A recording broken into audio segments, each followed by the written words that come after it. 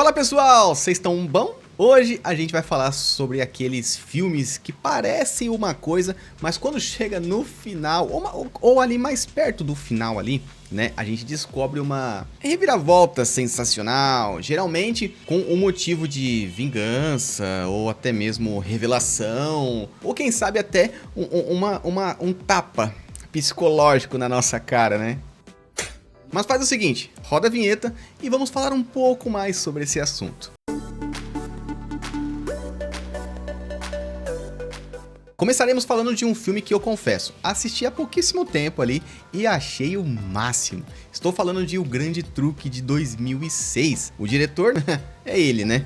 Christopher Nolan, que dirigiu nada mais, nada menos que Batman, o Cavaleiro das Trevas, Batman, o Cavaleiro das Trevas Ressurge, Interestelar, A Origem, que pra mim foi um filmaço, entre outros por aí. No longa, dois mágicos rivais entram numa guerra obsessiva para superar um ao outro, com truques cada vez mais perigosos. Olha só o naipe disso aqui, gente. Aqui a reviravolta não acontece só no final, mas se você prestar atenção, ela está ali, embutida na história do filme, na estrutura do filme, no desenrolar da história. Vamos lá, o longa explica que desde o começo que todo truque tem 3 atos: promessa, virada e prestígio ou sucesso. O que a gente não percebe é que o próprio filme é o truque. A grande revelação de que o protagonista vive uma vida dupla literal mostra que a vingança foi construída com sacrifício extremo. Ou seja, ele não quer apenas vencer o rival, mas quer que ele sofra da mesma forma que de certa forma ele sofreu. Deu pra entender?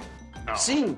Não! O filme inteiro é uma ilusão, e a maior delas é o próprio protagonista. Além disso, a reviravolta, a vingança, acontece porque um destruiu a vida do outro, levando a obsessão ao limite máximo. E quando a verdade vem à tona, você percebe ali que o filme sempre contou o final, só que você caiu no truque. Quando a verdade aparece, não é só o rival que é enganado, mas também nós, espectadores. Mas calma, o diretor e o escritor, eles sabiam que você não ia ficar distraído com os truquezinhos, você só foi enganado, de propósito. Já é um pouco diferente do que acontece com Seven, os 7 Crimes Capitais de 1995, que foi dirigido por David Fincher, que também dirigiu Garota Exemplar, que vamos falar daqui a pouquinho, tá? A Rede Social, que eu gostei demais, o curioso caso de Benjamin Button, sensacional, e por aí vai. No filme, 2 detetives caçam um serial killer que executa crimes baseados nos 7 pecados capitais. A reviravolta aqui funciona de um jeito que quebra totalmente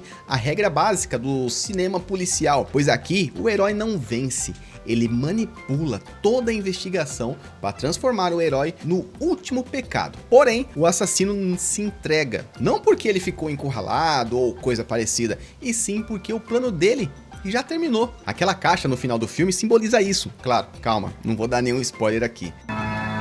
Ainda bem.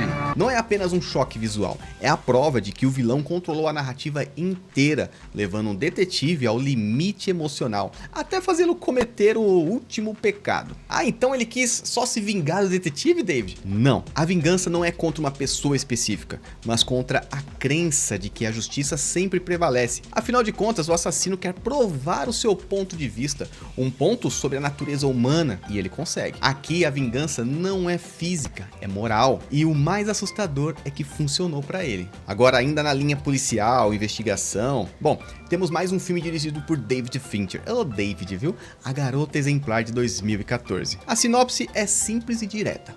Uma mulher desaparece e tudo indica que o marido dela é o culpado. A virada acontece quando o filme muda de ponto de vista. Até então, você assiste a uma investigação comum e acha que entendeu tudo. É ali o Sherlock Holmes da telinha. Quando a narração muda, o filme revela que tudo foi encenado e que nada passou de um teatrinho, de uma brincadeirinha.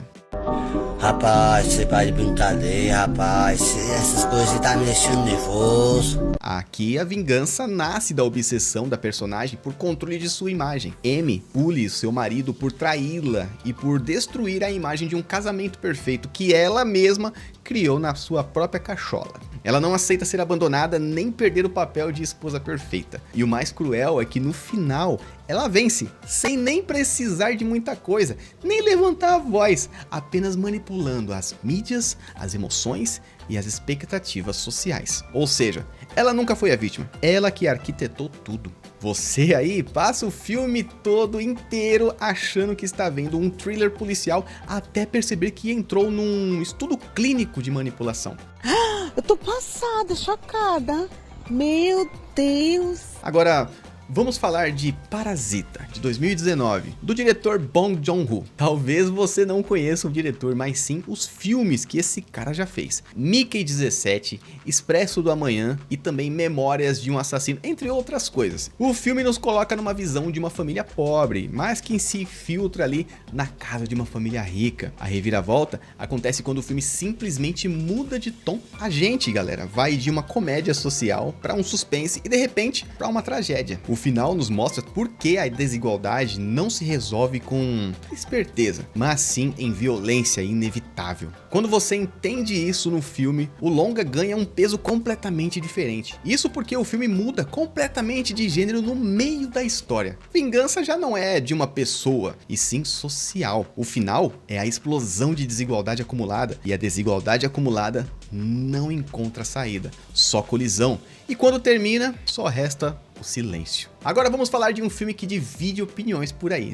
Esse divide. V de Vingança de 2005. Dirigido por James McTeigue, responsável por dirigir também O Corvo, de 2012, Sense8, que seriado, hein? Sem contar que o roteiro é das irmãs Wachowski. Pois é, delas mesmo, de Matrix, ai. Mas esse é papo para outro vídeo. No filme, vemos um regime totalitário, um vigilante mascarado, que inicia uma revolução pessoal e política. A reviravolta aqui é perceber que não existe improviso nenhum, nem existe plano B. Tudo está exatamente calculado, inclusive o sacrifício. Pois é, o plano de Vi, que é como o vigilante mascarado se nomeia, sempre esteve completo, inclusive o sacrifício final. A vingança deixa de ser pessoal e vira um símbolo. Quando o homem cai, a ideia permanece. E ideias, essas sim, não podem ser mortas. O filme dá uma reviravolta quando o espectador entende que o protagonista nunca foi o fim da história, apenas o estopim, o start para a vingança. Vingança contra o sistema, contra os responsáveis pelo regime e até contra a própria história que tentou apagá-lo. Agora, sabe quando a gente mistura vários atores brilhantes em um filme que retrata o período da escravidão e é dirigido por ninguém menos que Quentin Tarantino,